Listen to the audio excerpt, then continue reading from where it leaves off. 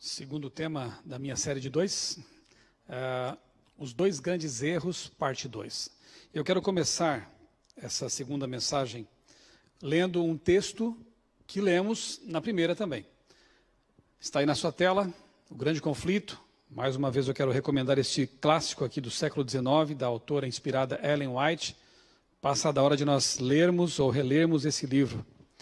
Página 588, ela escreveu: mediante os dois grandes erros, a imortalidade da alma e a santidade do domingo, Satanás há de enredar, colocar em suas redes, o povo. Enquanto o primeiro erro, a imortalidade da alma, lança o fundamento do espiritismo, o último, a pretensa santidade do domingo, cria um laço de simpatia com Roma. Os protestantes dos Estados Unidos serão os primeiros a estender as mãos através do abismo para apanhar a mão do espiritismo.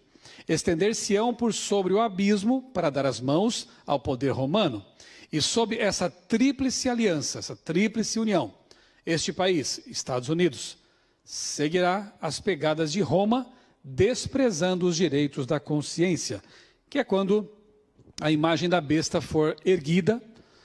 E eu comparei na última palestra, Grandes Erros, parte 1, Daniel 3 com Apocalipse 13, quando essa imagem da besta for reerguida, quando essa união Estado e Igreja de novo acontecer, realmente as consciências serão violadas e haverá uma tentativa de forçar as pessoas à adoração de um poder que não é divino, um poder humano.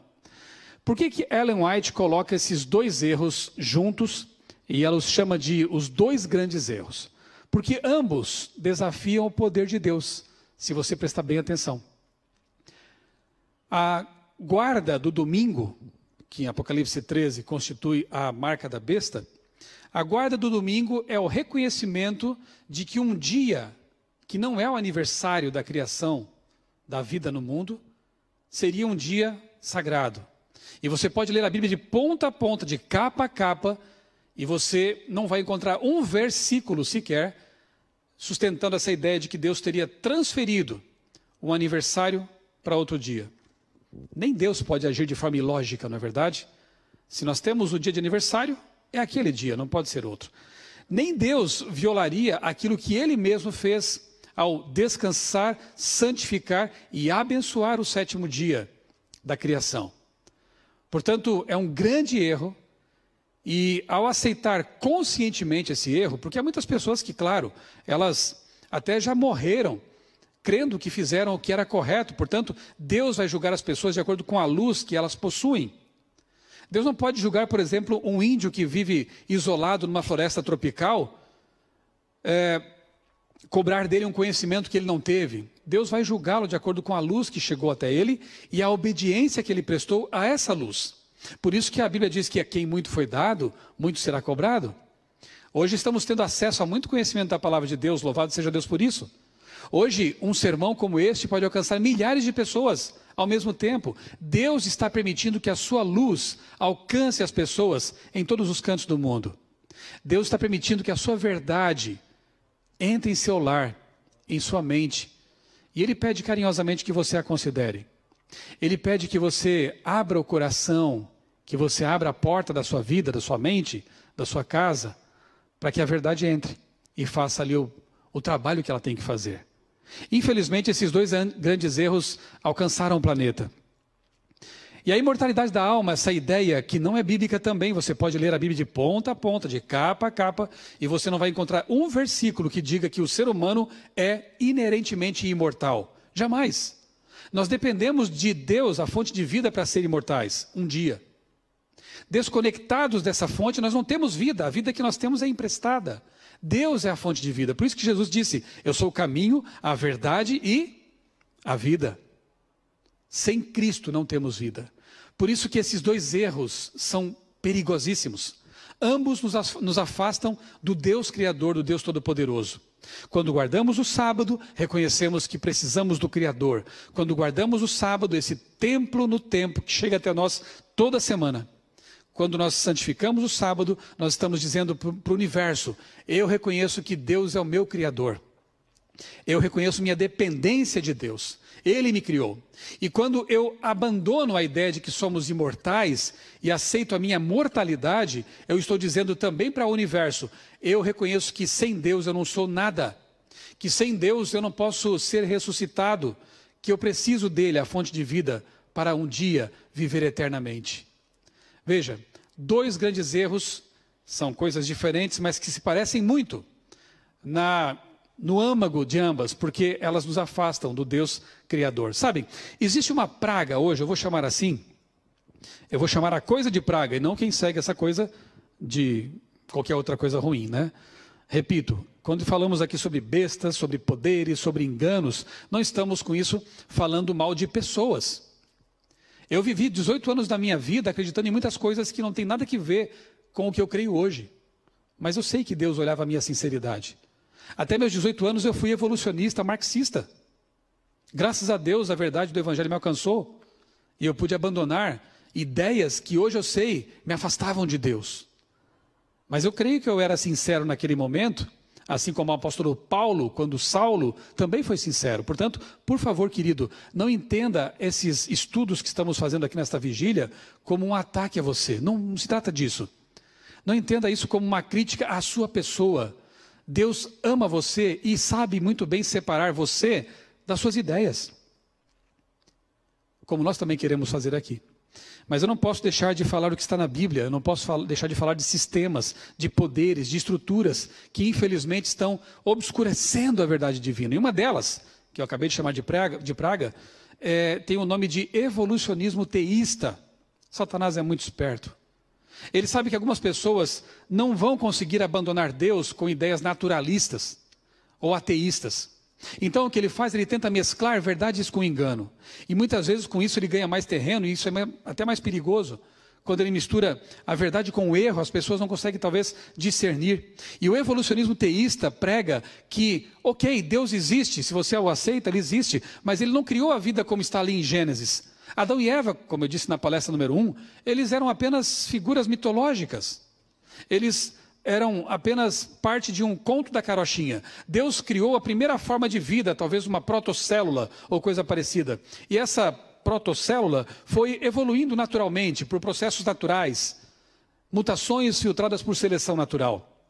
E com isso Satanás derruba o relato da criação. Lá onde estão contidas as instituições sagradas do casamento e do sábado. E com isso vemos a bagunça que há no mundo hoje. Infelizmente o relativismo, ele acaba criando realmente muitos órfãos da palavra de Deus, pessoas que talvez começaram a crer nela, mas depois a abandonaram, aceitando essas filosofias. O evolucionismo teísta é mistura de má ciência com péssima teologia. Quando você derruba os primeiros capítulos da Bíblia, você derruba ali o plano da redenção. Em Gênesis 3,15 encontramos a primeira profecia messiânica, quando é dito que Cristo esmagaria a cabeça da serpente. Mas se o pecado que está no capítulo 3 pertence a uma história mitológica, mítica, logo o pecado não existe. Se a morte é resultado do pecado e o pecado não existe, a morte também passa a ser um constituinte natural da criação de Deus. Então Deus criou a vida e a morte. E quando as pessoas param para pensar nisso, infelizmente algumas delas acabam abandonando Deus. Porque não pode aceitar um Deus que cria vida e morte, um Deus que cria doença e cura, um Deus que cria flores e espinhos. Que Deus é esse? Assim como um Deus que condenaria no inferno eterno pessoas que pecaram algumas décadas aqui na terra. O diabo é especialista em deturpar o caráter de Deus. E por isso nós insistimos tanto para que as pessoas conheçam o Deus da Bíblia, que estudem a Bíblia, para não se deixar levar por essas ideologias falsas que parecem verdadeiras, mas na verdade carregam muita mentira perigosa ali. Dois grandes erros fazem parte desse pacote de mentiras satânicas, cujo objetivo, na verdade, é nos afastar de Deus e nos ensinar uma coisa falsa, que nós podemos viver independentemente de Deus. Vamos voltar àquele texto de Gênesis capítulo 3, versos 4 e 5? Disse a serpente à mulher: certamente não morrereis, e se vocês comerem do fruto, vocês serão como Deus, vocês terão os olhos abertos. E o ser humano se encanta com essas coisas que parecem abrir os olhos, mas que na verdade mostram uma realidade triste, terrível, árida. Você percebe que nessa mentira original, satânica, Está ali a semente da rebelião que Lúcifer começou no céu. Você percebe que nesse texto está embutida a ideia de que o ser humano pode ser independente de Deus. Eva, além de não morrer, porque isso é uma mentira de Deus, você é imortal, você tem uma alma imortal, você pode ser como Deus. Olhe para dentro de si, faça meditação transcendental, busque o Deus interior. Já ouviu essa conversa alguma vez? Interessante que quando as pessoas olham para dentro de si, não encontram Deus, encontram vazio, encontram frustração. Só quando olham para Jesus, contemplam o olhar de Cristo, é que elas encontram a paz. É que as coisas se encaixam e que tudo faz sentido. Não pense que dentro de você existe um Deus. Deus está no seu trono, está também querendo entrar na sua vida. Ele não é você, Ele criou você. Precisamos reconhecer isso. Muito bem. Apocalipse 14, versos 6 e 7. Vamos ler agora esse texto. Um texto bastante conhecido por aqueles que estudam Apocalipse e pregam essa mensagem. Ele ensina algo totalmente diferente dos grandes erros, aqui os dois grandes erros, segundo Ellen White, né, que pregam a independência. Veja, Apocalipse 14, 6 e 7, os versos dizem assim: vi outro anjo voando pelo meio do céu, tendo um evangelho eterno, ou seja, um evangelho que nunca mudou, é o mesmo no passado, é o mesmo do tempo de Cristo, é o mesmo hoje, um evangelho eterno, para pregar aos que se assentam sobre a terra, a cada nação, tribo, língua e povo, dizendo em grande voz. O que diz essa mensagem? Temei a Deus e dai-lhe glória, pois é chegada a hora do seu juízo, e adorai aquele que fez o céu, a terra, o mar e as fontes das águas. Repito o que eu disse na palestra número 1. João fez aqui um copy-paste de Êxodo capítulo 20, versos 8 a 11. Por que adorar a Deus? Que Deus? Aquele que fez os céus, a terra, o mar, e essa frase está lá no mandamento do sábado. Então, aqui no Apocalipse é prevista uma proclamação final que convida as pessoas a voltar à adoração do Deus verdadeiro, aquele que criou o mundo e aquele que estabeleceu o sábado como memorial da criação. A essência das três mensagens angélicas, segundo a mesma Ellen White, é a justificação pela fé. E a essência da justificação pela fé é a dependência de Deus. É o meu reconhecimento de que sem Ele eu nada sou, eu nada posso, mas que com Ele eu posso. Eu posso ser salvo pelo sangue de Cristo. Eu posso um dia viver para sempre, como foi sempre o plano de Deus, por causa dele e não por minha causa. Eu não sou imortal. Eu não posso encontrar Deus em mim. Eu sou imortal quando aceito a Jesus como meu Deus, o meu Criador, e encontro nele o meu Deus. Bem, 1844, uma história muito interessante, eu vou tentar resumir aqui em pouco tempo. Ali, naquela fazenda em Port Gibson, estado de Nova York, é considerado o berço do Adventismo, o berço da mensagem adventista. Você deve conhecer a história do grande desapontamento de 1844, quando os milleritas, aqueles que seguiam um pregador batista chamado William Miller, ou Guilherme Miller, aqui também cabe um reparo histórico, a igreja adventista nunca marcou datas para nada, e segue crendo nessa verdade, de que não temos datas para a volta de Jesus. A Bíblia diz isso, Ellen White é muito clara nisso, no livro Eventos Sinais, por exemplo, que não nos compete saber os dias, o tempo e as estações que Deus estabeleceu pela sua vontade. Muito bem. Quem marcou a data de 22 de outubro de 1854 foram os milleritas. Desse grupo de fiéis que sobreviveu ao desapontamento, digamos assim, nasce a Igreja Adventista do Sétimo Dia, mas ela vai ser organizada quase 20 anos depois dessa data. Portanto, é um erro histórico dizer que a Igreja Adventista marcou datas. Isso não é correto. Muito bem. Nessa ocasião, esse povo passou por um desapontamento muito terrível. Aguardavam Jesus voltar para aquela data, e ele não veio, obviamente. Haviam entendido equivocadamente as profecias de Daniel. E, na manhã do dia 23, um dia após o desapontamento, estavam lá grupos chorando, estavam ali com o coração partido, arrasados. Alguns haviam se despojado de seus recursos para pregar o evangelho. Alguns deixaram de colher as batatas no campo, de colher as suas plantações, porque afinal Jesus voltaria dali pouco tempo. Enfim, foi terrível. Hiram Edson, um homem de Deus, naquela manhã estava procurando os grupos de irmãos com o coração partido para confortá-los, para orar com eles.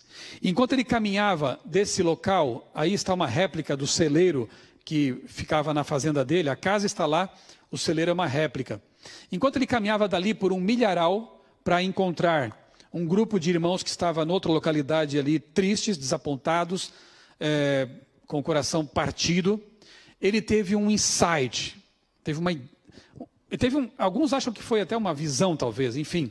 Ele contempla no céu Cristo, passando do lugar santo para o lugar santíssimo do santuário celestial. Não tenho tempo aqui de abordar esse tema maravilhoso do santuário.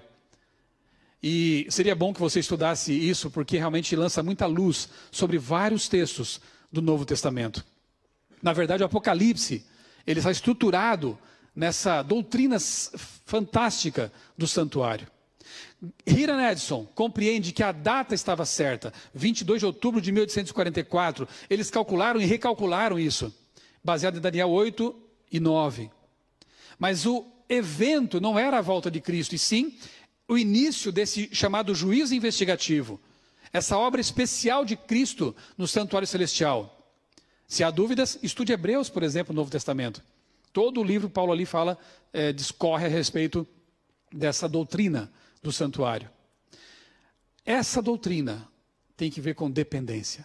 Mais uma vez, os mileritas que permaneceram fiéis, e dali surge então o movimento adventista, a igreja adventista entenderam que Cristo está em seu santuário e que nós precisamos dele para ter o perdão de nossos pecados. Filhinhos, essas coisas vos escrevo para que não pequeis, mas se pecarem, temos um advogado no céu, Cristo Jesus.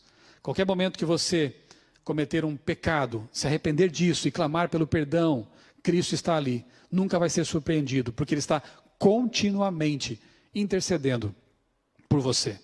Clame a Deus, peça perdão. Esse povo continuou a estudar a Bíblia, continuou a buscar respostas na palavra de Deus.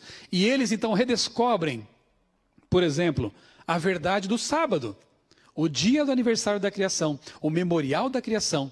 Então eles passam depois a se chamar adventistas, porque creem no advento de Cristo, do sétimo dia, porque guardam o sábado como memorial da criação e reconhecimento de sua dependência do Criador.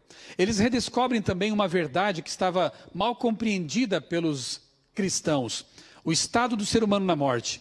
Alguns cristãos já criam em reencarnação, outros criam que o ser humano teria uma alma imortal que se desprenderia por ocasião da morte. Havia uma bagunça doutrinária nesse sentido. E esse povo, estudando a Bíblia, redescobre que Deus, quando cria o ser humano, ele usa dois elementos, o pó da terra, os elementos químicos que estão na terra estão em nosso corpo, isso é interessante, e sopra nas narinas do primeiro ser humano o fôlego de vida.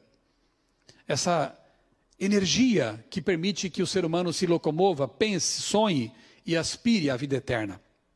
Deseje a vida eterna. Eclesiastes 9, 5 e 6, um texto tão claro, que diz que os vivos sabem que vão morrer, mas os mortos não sabem coisa nenhuma. A sua memória, o seu amor, o seu ódio, tudo isso, os sentimentos, estão entregues ao esquecimento e não tem parte alguma do que se faz aqui debaixo do sol, ou seja, nesta vida.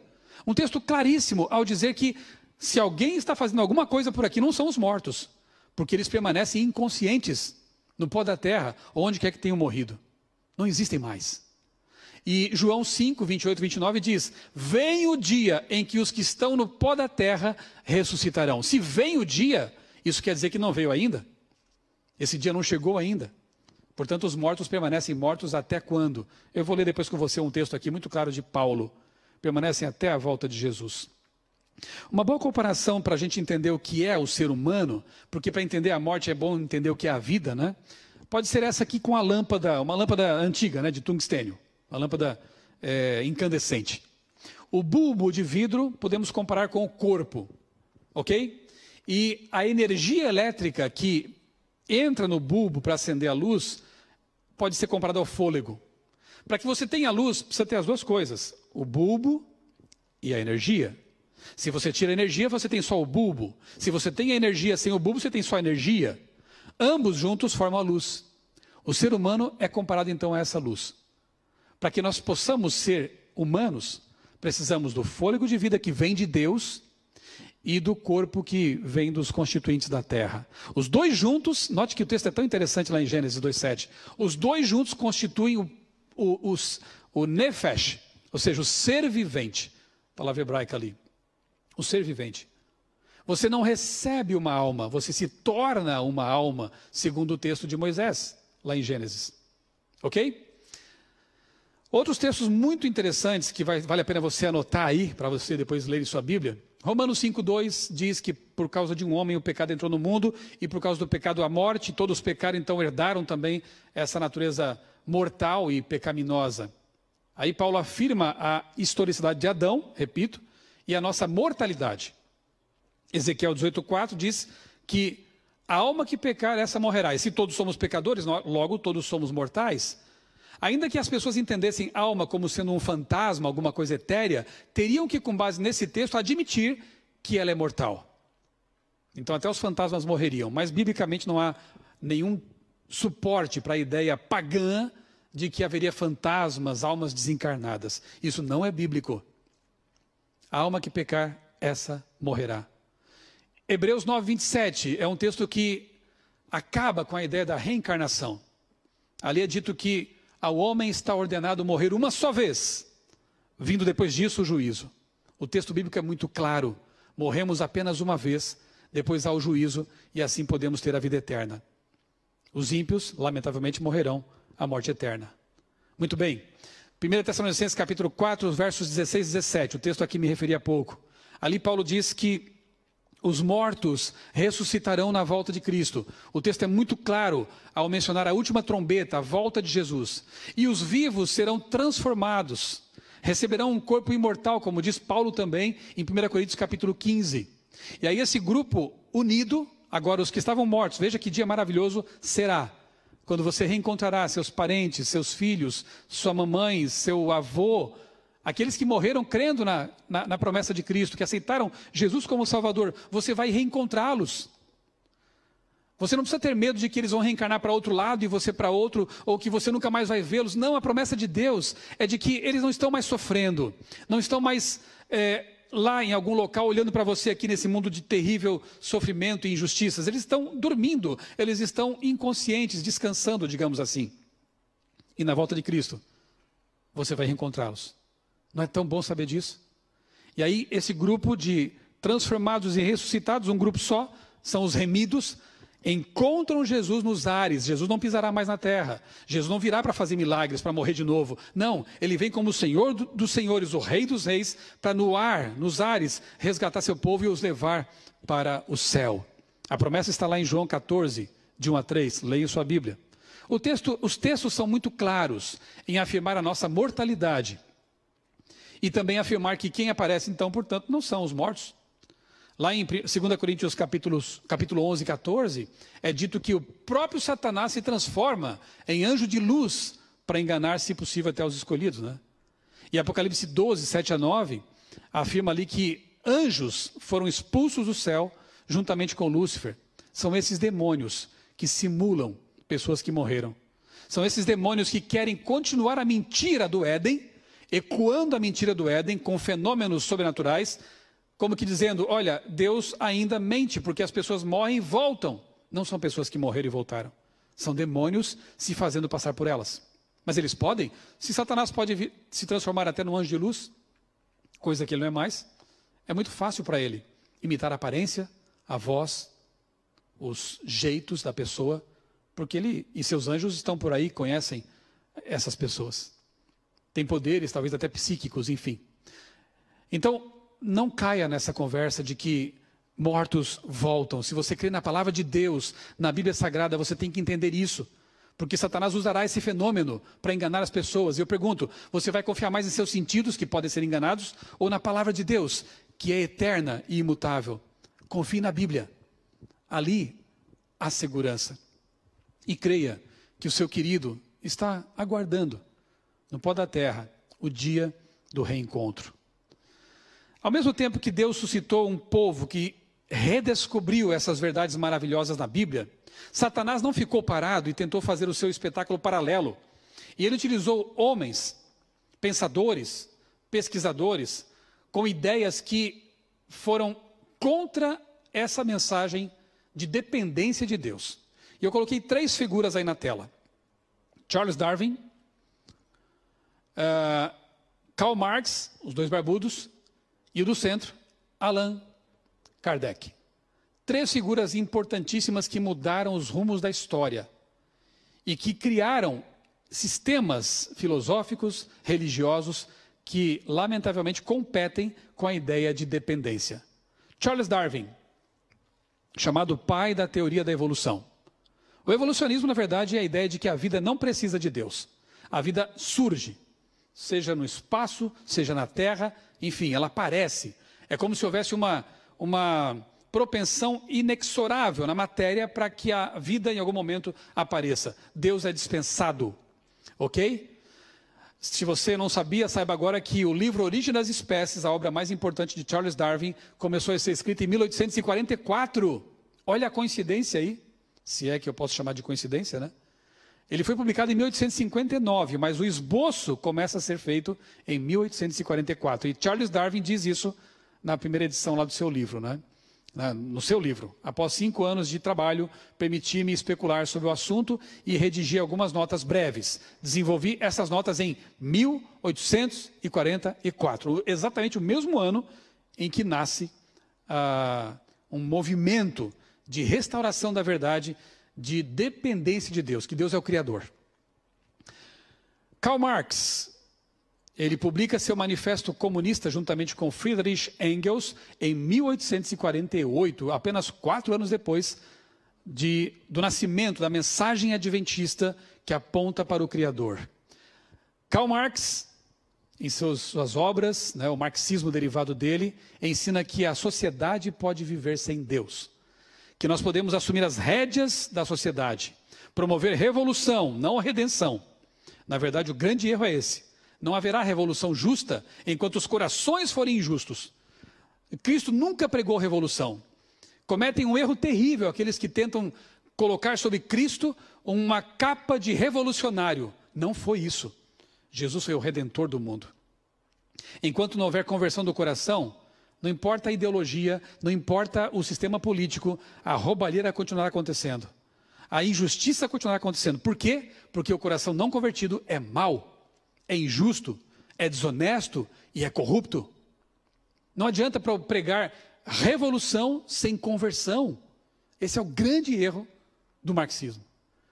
E essa ideologia surge nesse mesmo momento histórico, não é interessante?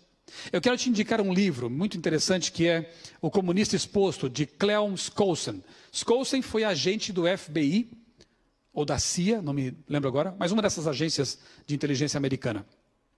E nos anos 50, preocupado com a invasão da América do Norte pelas ideias marxistas, ele pesquisou a fundo essas ideias e escreveu esse livro. Quase um manual. Muito bom esse livro.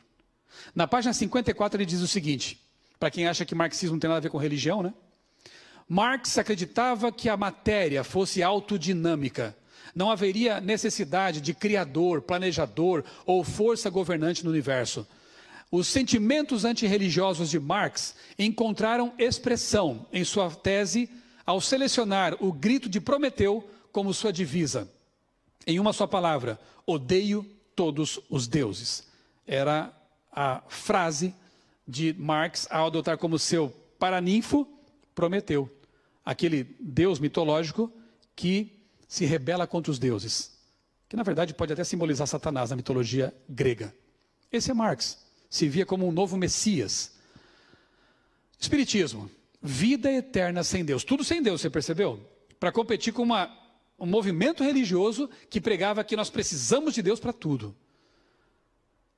Esse local, lá em Hydelsville, no estado de Nova York, também, bastante perto ali da fazenda de Hiram Edson, em Port Gibson, é um marco, é um monumento ao moderno espiritismo. Ali é a casa da família Fox, lembram? Aquelas moças que diziam se comunicar com os espíritos, né? Ao bater nas paredes, e os espíritos, os pretensos espíritos respondiam com pancadas nas paredes. Então aí está o local. Os próprios espíritas colocaram uma placa ali e afirmam que ali é o local de nascimento da religião do moderno espiritualismo. Quando? Março de 1848. A mesma data de publicação do Manifesto Comunista, tudo muito próximo do momento em que nasce esse reavivamento com base na palavra de Deus. Do despertamento de verdades que estavam ocultas pelo pó do tempo. Você acha que isso é coincidência ainda? Você acha que não é Satanás tentando obscurecer um movimento poderoso que iria abalar esse planeta com a verdade de Deus? Num dos tijolinhos que há em volta desse monumento, são vários tijolos vermelhos ali em volta, comemorativos, uma frase me chamou a atenção. Ela reafirma a mentira satânica do Éden. Não há morte. Não há morte. Quando Deus é bem claro, todos pecaram, todos são mortais, precisam de Cristo para viver. Vem uma ideologia com pessoas muito queridas, pessoas muito boas que creem nisso, reafirmo, né? Pessoas muito caridosas, mas lamento, a ideia, ela é antibíblica. Não há morte. Claro que há. E mais, o evolucionismo tem tudo que ver com o também com o marxismo, mas eu digo aqui com o darwinismo. Olha só esse trecho aqui do livro Evangelho dos Espíritos. No começo tudo era o caos.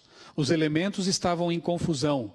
Pouco a pouco, cada coisa tomou o seu lugar. Apareceram, então, os seres vivos. Olha o verbo. Não foram criados. Apareceram. Apropriados ao estado do globo, pois a terra lhes continha os germens que aguardavam o momento favorável para aparecerem, e assim vai. Ou seja, uma linguagem totalmente evolucionista. Então você percebe que há uma convergência entre marxismo, evolucionismo. Aliás, Marx dedica o Capital, a sua obra seminal, a Darwin. E diz que foi nos livros, na obra de Darwin, que ele encontrou o fundamento científico para o seu pensamento. Olha que interessante. Marxismo, evolucionismo e espiritismo. Essas três ideologias estão interligadas. E as três ensinam que o ser humano pode sem Deus. Não é coincidência. No mesmo momento em que nasce uma mensagem poderosa que diz que sem Deus não podemos nada. Precisamos de Deus, dependemos de Deus. Olha só, infelizmente a mídia tem insistentemente promovido esse tipo de ideologia. Anti-Deus, antidependência de Deus. Por exemplo, revistas pretensamente científicas, populares, quando falam, por exemplo, da Bíblia, é só em tons negativos, mas quando falam em Chico Xavier, o maior médium do Brasil, é em tons muito positivos. Quase um panfleto ali. A revista Galileu, a nova era do Espiritismo, também em tons positivos. Revista Veja, Vida Após a Morte, falando sobre reencarnação. Mundo Estranho, Crianças Médiuns, que fenômeno é esse? E sempre em tons positivos. Revista Isto É, Medicina Espiritual, uma ampla reportagem sobre o primeiro congresso de medicina espiritualista no Brasil. Onde foi sediado? Na USP. Ciência Espírita, como assim? Criacionismo não é ciência. Diluvianismo não é ciência, mas quer dizer que reencarnação agora é ciência, né? Quais são as evidências empíricas de que isso aí é uma ciência? Mas é apresentado ali como sendo.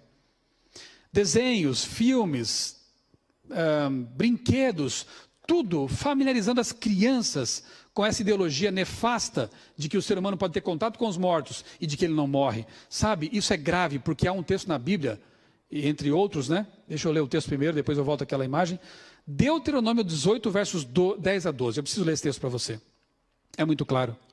Não permitam, isso é na Nova Versão Internacional, não permitam que se ache alguém entre vocês que queime em sacrifício seu filho ou a sua filha, que pratique adivinhação, ou dedique-se à magia, ou faça presságios, ou pratique feitiçaria, ou faça encantamentos, ou seja médium, ou espírita, necromante, ou que consulte os mortos. O Senhor tem repugnância por quem pratica essas coisas. E é por causa dessas abominações que o Senhor, o seu Deus, vai expulsar aquelas nações da presença de vocês. Por que Deus abomina esse tipo de coisa? Porque esse tipo de coisa afasta o ser humano de Deus. Atribui a espíritos demoníacos coisas que seriam próprias de Deus.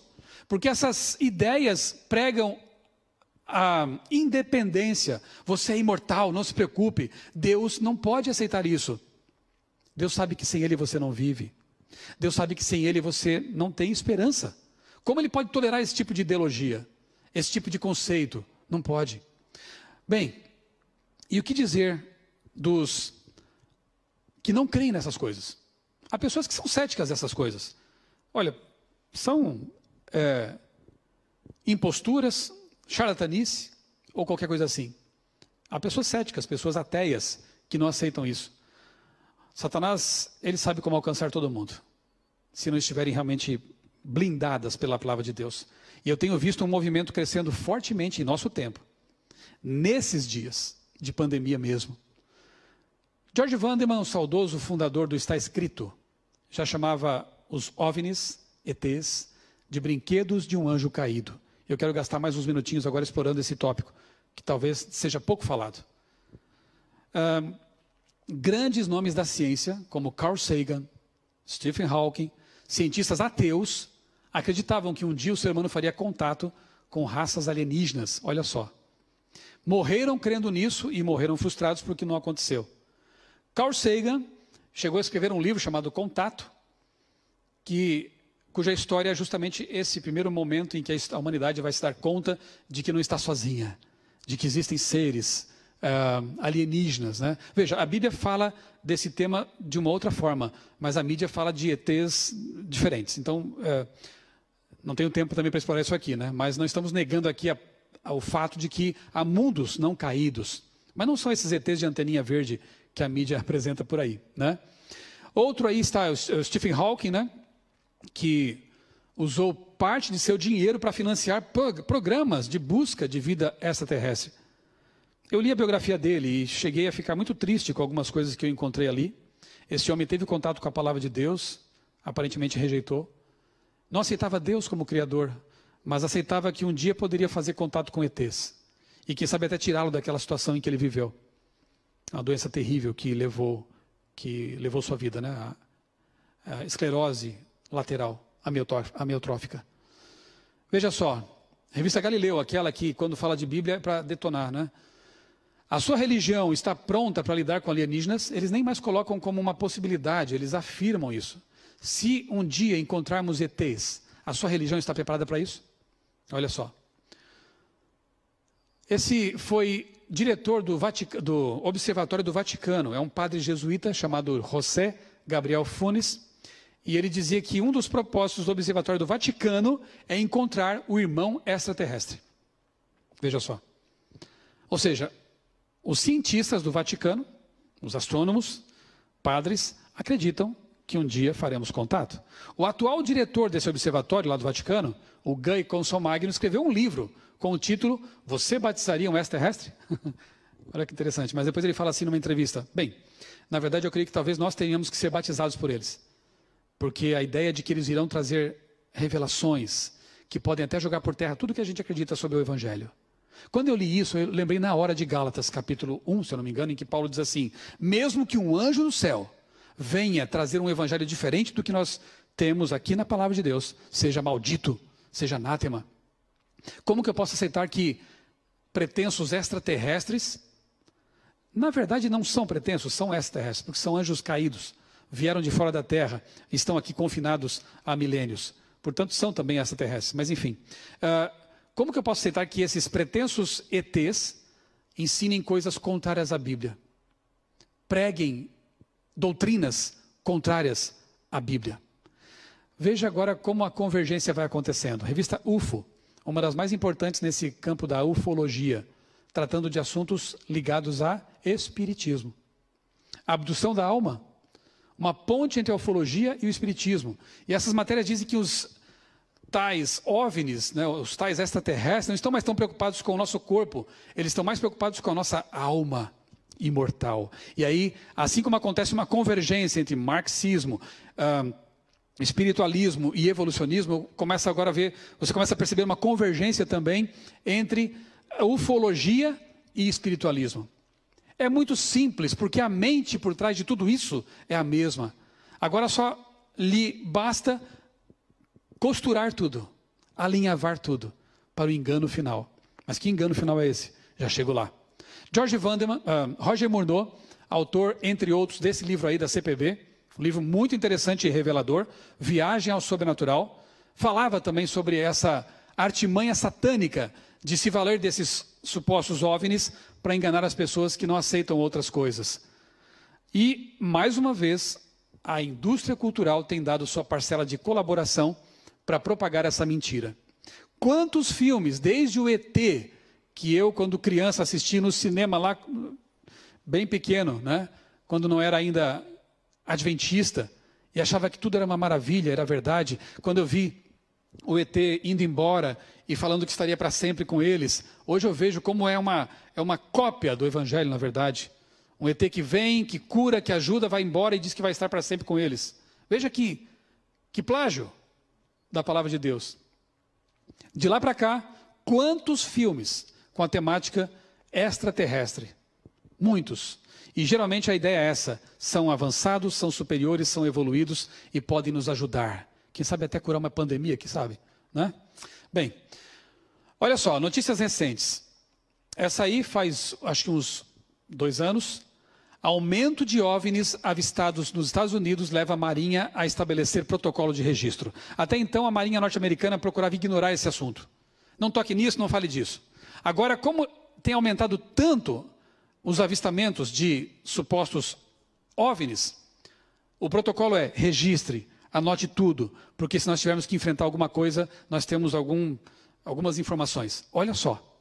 E agora, mais recentemente ainda, vídeos do Pentágono que mostram OVNIs são reais, diz Marinha Americana. Alguns anos atrás, pilotos militares conseguiram filmar objetos estranhos, com movimentos muito estranhos. E, claro, isso ficou em segredo e tudo mais, mas até que esses vídeos vazaram e o Pentágono teve que admitir que são reais. Não são CGI, não são montagem ou coisa parecida. Repito, esse assunto tem crescido. Claro que por causa da pandemia a gente só vê isso na TV o tempo todo, né? Covid-19, Covid-19. Mas tem muita coisa acontecendo, irmãos, nesse mesmo momento. Incidência de terremotos, pragas, vespas gigantes invadindo os Estados Unidos, pragas de gafanhotos na África. O mundo já está em crise. Imagine se houver uma crise alimentar maior ainda. O mundo vai clamar por solução. O mundo vai clamar por alguém que nos tire desse atoleiro. E é nessa hora que as pessoas entregam sua liberdade e podem realmente ser enganadas por poderes que estão só esperando a oportunidade. O grande conflito, página 624, diz assim: como ato culminante do grande drama do engano, o próprio Satanás personificará Cristo. Você tem que saber disso, porque isso vai acontecer. A igreja cristã tem há muito tempo professado considerar o advento do Salvador como a realização de suas esperanças, não é verdade? Todos aguardamos a volta de Cristo se somos cristãos. Assim, o grande enganador fará parecer que Cristo veio. Em várias partes da terra, Satanás se manifestará entre os homens como um ser majestoso, com brilho deslumbrante, assemelhando-se à descrição do Filho de Deus dada por João no Apocalipse. Todos esperam alguma coisa, ou alguém. Judeus esperam o Messias. Os muçulmanos esperam o Imam Mahdi. Os esotéricos esperam uma figura, alguns chamavam de Maitreya. Os cristãos esperam Jesus. Os ateus que creem em OVNIs esperam um dia um contato com uma raça superior que nos ajude. Veja, um ser majestoso vai aparecer em algum momento. E nessa hora, eu volto a perguntar para você: quem vai determinar as suas escolhas? Os seus sentidos ou a palavra de Deus? Em quem você vai acreditar? O que você vai fazer? Você percebe, querido, como é importante estudar a Bíblia agora?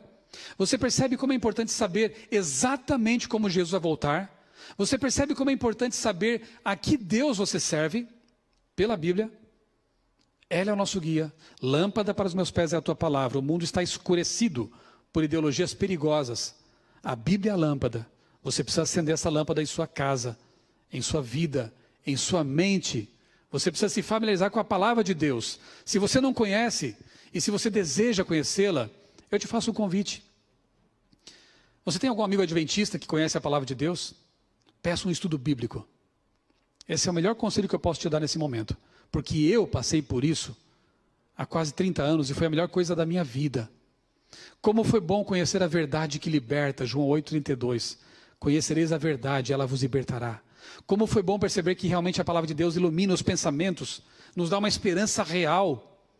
Você precisa disso, sabia? Peça um estudo bíblico.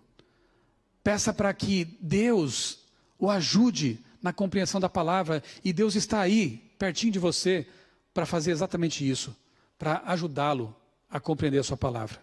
Eu quero terminar lendo com você Isaías capítulo 8, versos 19 e 20. Um texto muito importante. Isaías capítulo 8, versos 19 e 20. Por favor, grave essa mensagem em sua mente. E toda vez que você tiver dúvidas sobre algum tipo de ideia, de crendice, lembre-se do que está escrito aqui. Diz o profeta, na verdade Deus dizendo por meio do profeta: quando vos disserem, consultai os necromantes, pessoas que dizem falar com os mortos. Quando vos disserem, consultai os adivinhos, e essa semana mesmo eu publiquei em meu blog, outraleitura.com.br, eu fiz uma pesquisa sobre as ditas predições do ano passado para esse. Eu quase não consegui segurar o riso. Muitos videntes, muitos leitores de cartas e búzios, anunciando que 2020 seria um ano muito melhor que 2019, que seria um ano de prosperidade, um ano de paz, falharam terrivelmente. Eu gostaria que se lembrassem disso no fim deste ano, quando em dezembro, de novo, as TVs públicas entrevistarem videntes, cartomantes e astrólogos, para lembrar que esse povo falha, porque não é a palavra de Deus. Só Deus conhece o futuro, porque só Deus está lá. Só Deus anunciou o futuro por meio de sua palavra. Satanás faz seus chutes, acerta algumas vezes, mas erra muitas delas. Infelizmente a mídia não mostra os erros e enaltece os eventuais acertos. Os astros não controlam a nossa vida, mas Deus, o Criador dos astros, quer controlá-la, com a sua vontade se rendendo a Ele. Quando vos disserem, consultai os necromantes, os adivinhos que murmuram por aí, acaso não consultará o povo ao seu Deus? A favor dos vivos se consultarão os mortos? Deus pergunta, não, à lei e ao testemunho. Se eles não falarem de acordo com dessa maneira, não verão o dia raiar. Vão se perder, não verão a alva. Vamos consultar os mortos para saber sobre nossa vida, sobre nosso futuro? Não, vamos consultar a Deus. Vá direto à fonte. Nós precisamos desesperadamente do nosso Deus, para viver, para ser salvos e para ter a vida eterna. Vamos orar? Querido Pai Celestial, muito obrigado porque em Tua palavra encontramos a verdade que liberta. Muito obrigado porque a Tua palavra desmascara as mentiras satânicas, mentiras no campo social, no campo político, no campo espiritual, no campo científico também, infelizmente. Obrigado porque a Bíblia é uma lâmpada, ela guia nossos pés neste mundo escuro. Obrigado porque nós entendemos pela Tua palavra que mesmo que nós morramos para esta vida, nós permaneceremos inconscientes de tudo, mas um dia seremos ressuscitados à voz de Cristo. Obrigado porque nós temos a esperança do reencontro, porque um dia encontraremos de novo aqueles queridos que morreram crendo em Ti. E nós seremos imortais. Viveremos para sempre num mundo onde não mais haverá morte, pranto, dor, injustiças, corrupção, doenças. Para sempre, isso ficará no passado. Obrigado, Senhor, por essa esperança. Obrigado, Senhor, por essa revelação. Ajuda-nos a permanecer firmes na Tua palavra, não nos desviando nem para lá, nem para cá. É o que nós pedimos, agradecidos, em nome de Jesus. Amém.